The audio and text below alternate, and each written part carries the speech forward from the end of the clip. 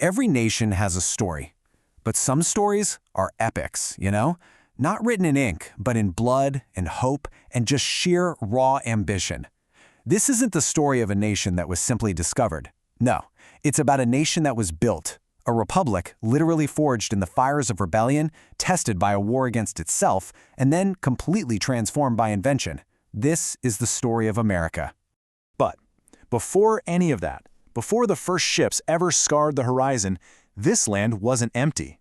Not even close. It was a continent teeming with stories, with hundreds of distinct nations. You had the incredible city builders of the Mississippi Valley, the brilliant agricultural societies of the Southwest, each one with a history stretching back into the mists of time. For thousands of years, this was their world, a vast landscape home to hundreds of peoples. From the powerful Iroquois Confederacy in the Great Eastern Forests to the sprawling trade networks that crisscrossed the Great Plains. Each had their own complex laws, their own bustling trade routes, and a deep spiritual connection to the very earth beneath their feet.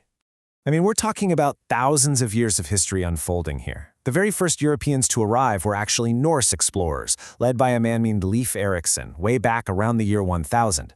They set up a small settlement, and then they just vanished from the historical record. For the next 500 years, it's like it never happened. The continent's story just continued on its own terms. But a new chapter, one of massive permanent change, was about to be written. Yeah, this next arrival wouldn't be a brief visit. It was going to be a collision, an earth-shattering event driven by a hunger for God, gold, and glory. And it would set in motion a chain of events from which there was, absolutely, no turning back. In 1492, Christopher Columbus's arrival just opened the floodgates. Suddenly, guys like John Cabot were racing across the ocean to plant flags for their kings on this so-called New World. Spain got the first permanent foothold in 1565 at St. Augustine. But for the English, well, their attempts were filled with peril. I mean, look at 1587. An entire colony at Roanoke just disappears. The only thing left behind? A single cryptic word carved into a post: Croatoan. It was this chilling mystery that really hinted at the profound dangers of this new frontier. But you know, the most lethal weapon the Europeans brought with them was one they couldn't even see. Invisible killers. Diseases like smallpox and influenza just swept through native villages, wiping out entire communities that had absolutely no immunity. It was a biological catastrophe on a scale that it's almost impossible to comprehend. A ghost that would haunt the continent for centuries.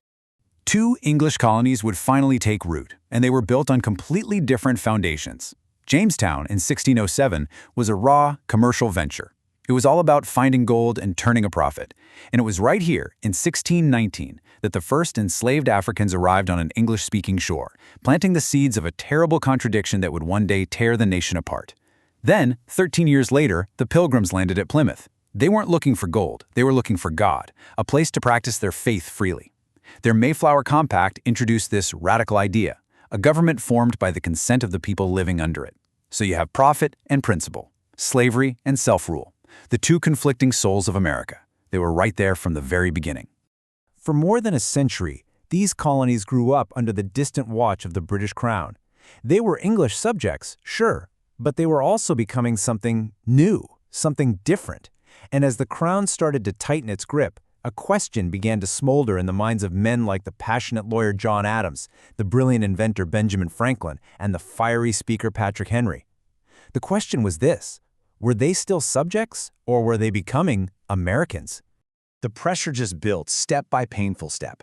First, the Stamp Act ignites this firestorm with the famous cry, "No taxation without representation." Then you hear the crack of muskets on a Boston street, leaving 5 colonists dead, turning them into martyrs. So in a dramatic act of defiance, the Sons of Liberty dump a fortune in tea right into the harbor. And Parliament's response? It was swift and it was brutal. They passed what the colonists called the Intolerable Acts, designed to break Boston's will. But it didn't break them, it united them. And then, on a quiet spring morning in 1775, on the town green of Lexington, Massachusetts, a single shot rang out. To this day, nobody knows for sure who fired it, but in that one instant, a protest became a rebellion. That shot was truly heard round the world. A year later, a young Virginian named Thomas Jefferson sat down and penned the words that gave this rebellion its soul. And it was so much more than just a list of complaints against a king. It was a declaration of human rights. It made the argument that ordinary people had the right to choose their own destiny. It was, in effect, the birth certificate of a new nation. But ideas don't win wars, do they? Armies do. And this brand new ragtag army needed a leader. They found one in George Washington, a man who knew the sting of being looked down upon, denied a real commission in the very same British army he was now being asked to fight. His sheer force of will, his ability to hold together a freezing, starving army at places like Valley Forge, that was the glue that kept the entire revolution from shattering into a million pieces. So victory came, but the peace, it was uneasy. A new republic was born, founded on this beautiful principle that all men are created equal. And yet, almost a fifth of its population was held in chains. This fundamental hypocrisy, this contradiction, would cast a long, dark shadow over the young nation as it began to look west. And a powerful new idea started to take hold of the American imagination: manifest destiny. It was this belief, almost a religious conviction, that it was the nation's God-given right to expand from the Atlantic all the way to the Pacific. It was sold as a dream of progress and opportunity. But for the people already living on those lands, it was about to become a nightmare. Under President Andrew Jackson, a man seen by many as a war hero, this expansion turned incredibly brutal.